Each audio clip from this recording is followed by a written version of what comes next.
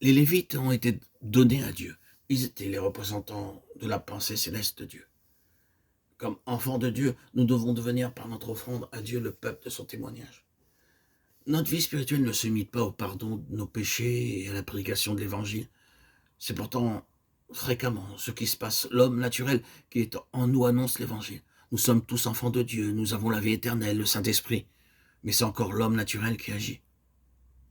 C'est tout autre chose d'être le peuple de son témoignage. Et les Lévites représentent cela en relation avec la pensée pleine et entière de Dieu. Lisons ce qui les concerne selon le verset 7 du livre du Deutéronome. Voici comment tu les purifieras. Fais sur eux une aspersion d'eau expiatoire, qu'ils fassent passer le rasoir sur tout leur corps, qu'ils lavent leurs vêtements, qu'ils se purifient. Quelle est la signification de ce passage? Le rasoir devait éliminer le système pileux qui représente la force de la vie naturelle. Ils étaient appelés à suivre Dieu dans la puissance de sa vie. Ils devaient aussi laver leurs vêtements. Par l'action de la croix, nous changeons d'habitude et devenons différents. Ils étaient mis à part pour le Seigneur, lui-même exclusivement pour servir Dieu. Ils représentaient tout le peuple d'Israël auprès de Dieu. Ce que la nation aurait dû être, seuls les Lévites le furent. C'est la volonté de Dieu que tout le peuple soit amené dans les réalités du salut et qu'ils vivent dans la puissance de la résurrection par la croix. Mais tous ne le vivront pas. L'appel qui nous est adressé est en vue de rassembler un reste qui vivra réellement sur la base de la croix.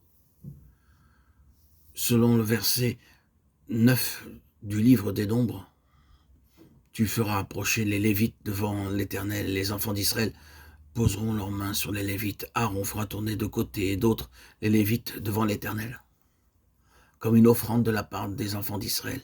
Et ils seront consacrés au service de l'Éternel, c'est-à-dire mis à part.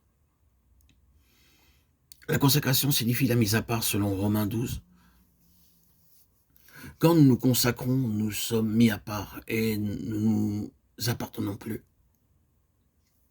Les leçons que nous devons apprendre impliquent et nécessitent une consécration sans réserve à Dieu. Nous apprendrons peu si notre consécration n'est pas effective. Cela ne servira à rien que Dieu nous donne un tel enseignement si nous ne sommes pas disposés à le vivre. Il n'éduque que ceux qui lui donnent la possibilité de le faire.